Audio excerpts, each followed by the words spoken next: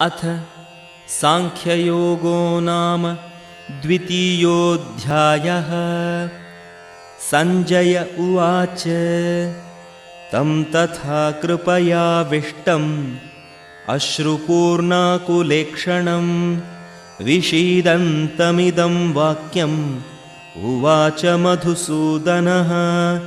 श्रीभगवानुवाच कुतस्त्वाकश्मलमिदं विषमे समुपस्थितम् अनार्यजुष्टमस्वर्ग्यम् अकीर्तिकरमर्जुन। क्लैब्यं मास्मगमः पार्थ नैतत्त्वय्युपपद्यते। क्षुद्रं हृदयदौर्बल्यं त्यक्त्वोत्तिष्ठ परन्तप। अर्जुन उवाच कथं भीष्ममहं सङ्ख्ये द्रोणं च मधुसूदन। इषुभिः प्रतियोत्स्यामि पूजार्हावरिसूदन। गुरून् हत्वा हि महानुभावान् श्रेयो भोक्तुं भैक्ष्यमपीह लोके। हत्वार्थकामांस्तु गुरूनिहैव भुञ्जीय भोगान् रुधिरप्रदिग्धान्।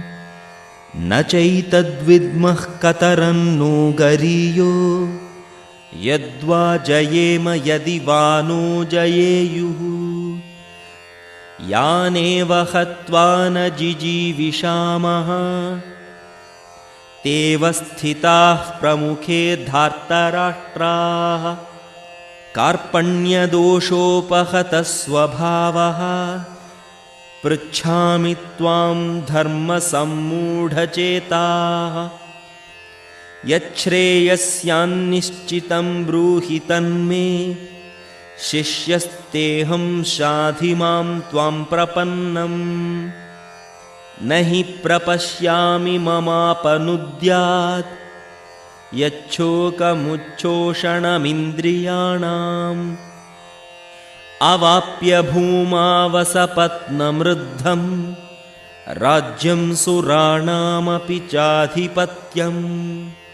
सञ्जय उवाच एवमुक्त्वा हृषीकेशं गुडाकेशः परन्तपः न योत्स्य इति गोविन्दम् उक्त्वा तूष्णीं बभूवः।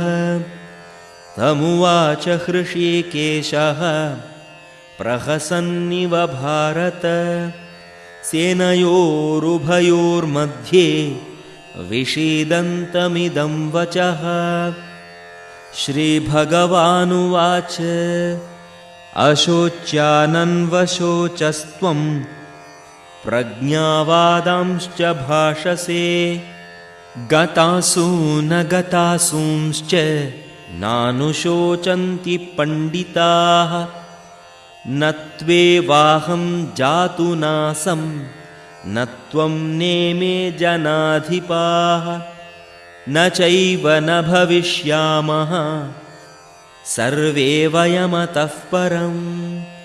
देहिनोऽस्मिन् यथा देहे कौमारं यौवनं जरा तथा देहान्तरप्राप्तिः धीरस्तत्र न मुह्यति। मात्रा स्पर्शास्तु कौन्तेय शीतोष्णसुखदुःखदाः। आगमापायिनो नित्याः तां स्थितिक्षस्व भारत। यं हि न व्यथयन्त्येते पुरुषं पुरुषर्षभ। समदुःखः सुखं धीरं सोमृतत्वाय कल्पते। नासतो विद्यते भावो नाभावो विद्यते सतः। उभयोरपि दृष्टोऽन्तः त्वनयोस्तत्त्वदर्शिभिः। अविनाशि तु तद्विद्धि येन सर्वमिदं ततम्। विनाशमव्ययस्यास्य न कश्चित् कर्तुमर्हति। अन्तवन्त इमे देहा नित्यस्योक्ता शरीरिणः अनाशिनो प्रमेयस्य तस्माद्युध्यस्व भारत। ययेनं वेत्ति हन्तारं यश्चैनं मन्यते हतम्। उभौ तौ न विजानीतो नायं हन्ति न हन्यते। न जायते म्रियते वा कदाचित् नायं भूत्वा भविता वा न भूयः। अजो नित्यः शाश्वतोऽयं पुराणो न हन्यते हन्यमाने शरीरे। वेदाविनाशिनं नित्यं ययेनमजमव्ययं कथं स पुरुषः पार्थ कं धातयति हन्तिकम्। वासांसि जीर्णानि यथा विहाय नवानि गृह्णाति नरोपराणि। तथा शरीराणि विहाय जीर्णान् अन्यानि संयाति नवानि देहि। नैनं छिन्दन्ति शस्त्राणि नैनं दहति पावकः। न चैनं क्लेदयन्त्यापो न शोषयति मारुतः। अच्छेद्योऽयमदाह्योऽयम् अक्लेद्यो शोष्य एव च। नित्यः सर्वगतस्थाणुः अचलोऽयं सनातनः।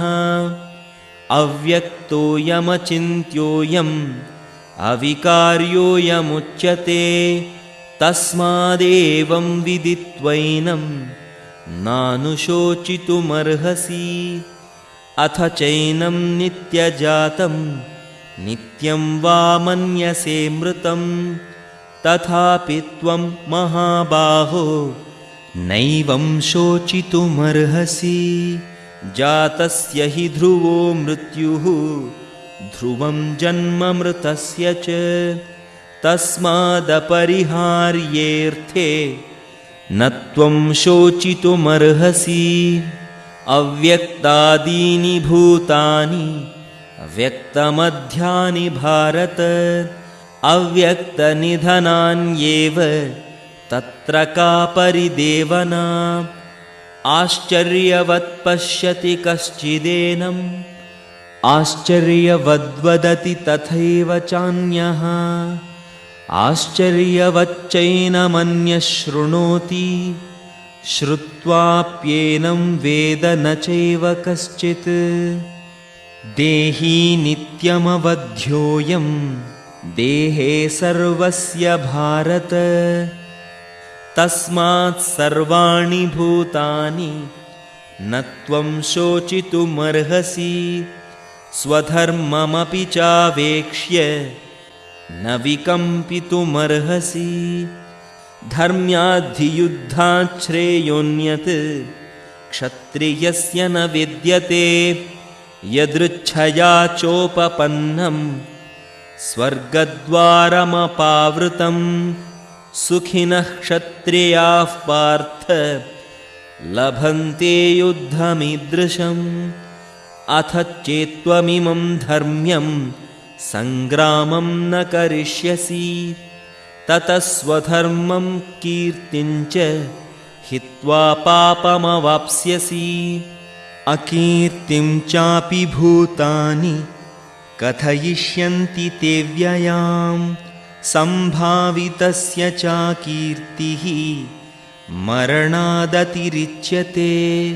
भयाद्रणादुपरतं मस्यन्ते त्वां महारथाः।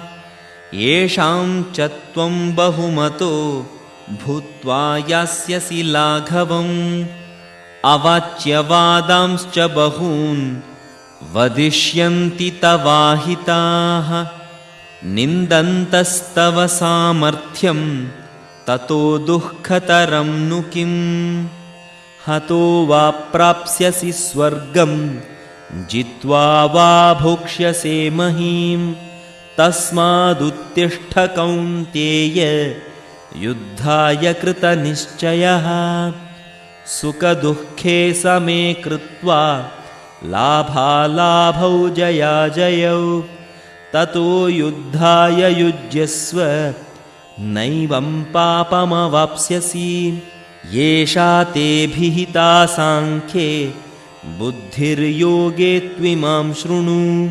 बुद्ध्या युक्तो यया पार्थ कर्मबन्धं प्रहास्यसि। नेहाभिक्रमनाशोऽस्ति प्रत्यवायो न विद्यते।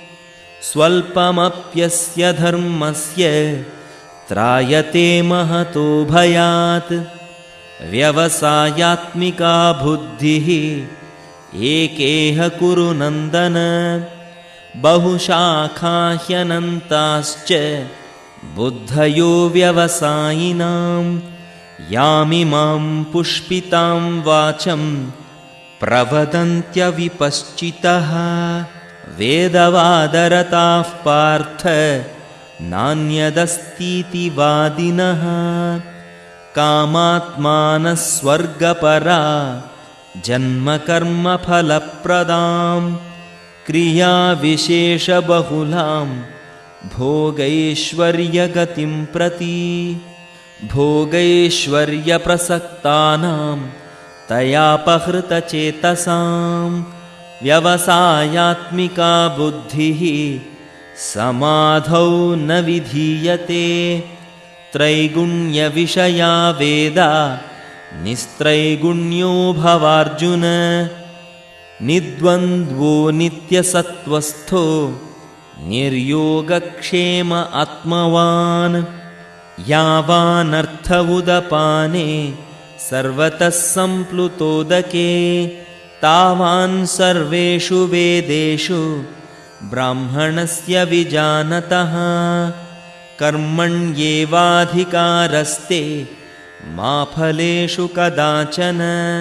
मा कर्मफलहेतुर्भू मा ते सङ्गोऽस्त्वकर्मणि। योगस्थः कुरु कर्माणि सङ्गं त्यक्त्वा धनञ्जय। सिद्ध्यसिद्ध्योः समो भूत्वा समत्वं योग उच्यते। दूरेण ह्यवरं कर्म बुद्धियोगात् धनञ्जय। बुद्धौ शरणमन्विच्छ कृपणाः फलहेतवः। बुद्धियुक्तो जहातीह उभे सुकृतदुष्कृते। तस्माद्योगाय युज्यस्व योगः कर्मसु कौशलं। कर्मजं बुद्धियुक्ता हि फलं त्यक्त्वा मनीषिणः। जन्मबन्धविनिर्मुक्ताः पदं गच्छन्त्यनामयम्। यदा ते मोहकलिलं बुद्धिर्व्यतितरिष्यति। तदा गन्तासि निर्वेदं श्रोतव्यस्य श्रुतस्य च। श्रुतिविप्रतिपन्ना ते यदा स्थास्यति निश्चला। समाधावचला बुद्धिः तदा योगमवाप्स्यसि। अर्जुन उवाच स्थितप्रज्ञस्य का भाषा समाधिस्थस्य केशव। स्थितधीः किं प्रभाषेत किमासीत व्रजेत किम्। श्रीभगवानुवाच प्रजहाति यदा कामान् सर्वान् पार्थमनोगतान्। आत्मन्येवात्मना तुष्टः स्थितप्रज्ञस्तदुच्यते। दुःखेष्वनुद्विग्नमनाः सुखेषु विगतस्पृहः। वीतरागभयक्रोधः स्थितधीर्मुनिरुच्यते। यः सर्वत्रानभिस्नेहः तत्तत्प्राप्य शुभाशुभम्। नाभिनन्दति न द्वेष्टि तस्य प्रज्ञा प्रतिष्ठिता। यदा संहरते चायं कूर्मोऽङ्गानीव सर्वशः।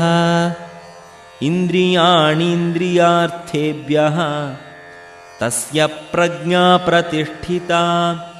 विषया विनिवर्तन्ते निराहारस्य देहिनः रसवर्जं रसोऽप्यस्य परं दृष्ट्वा निवर्तते यततो ह्यपि कौन्तेय पुरुषस्य विपश्चितः इन्द्रियाणि प्रमाथीनि हरन्ति प्रसभं मनः तानि सर्वाणि संयम्य युक्त आसीत मत्परः वशे हि यस्येन्द्रियाणि तस्य प्रज्ञा प्रतिष्ठिता ध्यायतो विषयान् पुंसः सङ्गस्तेषूपजायते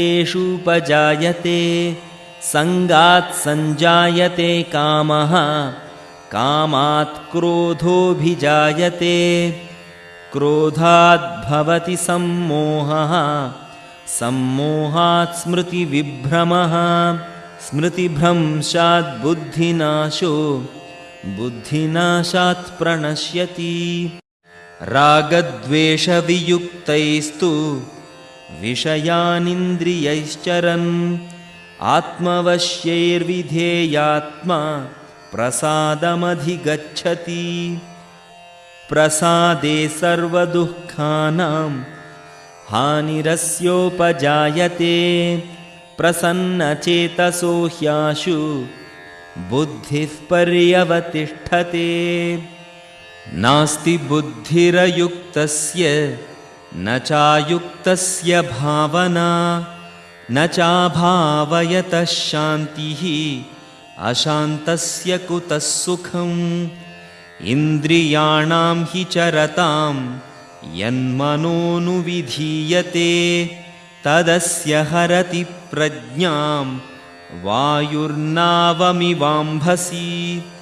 तस्माद्यस्य महाबाहो निगृहीतानि सर्वशः इन्द्रियाणीन्द्रियार्थेभ्यः तस्य प्रज्ञा प्रतिष्ठिता या निशा सर्वभूतानां तस्यां जागर्ति संयमी यस्यां जाग्रति भूतानि सा निशा पश्यतो मुनेः आपूर्यमाणम् अचलप्रतिष्ठं समुद्रमापः प्रविशन्ति यद्वत् तद्वत्कामायं प्रविशन्ति सर्वे स शान्तिमाप्नोति न कामकामी विहाय कामान् यः सर्वान् पुमांश्चरति निःस्पृहः निर्ममो निरहङ्कारः स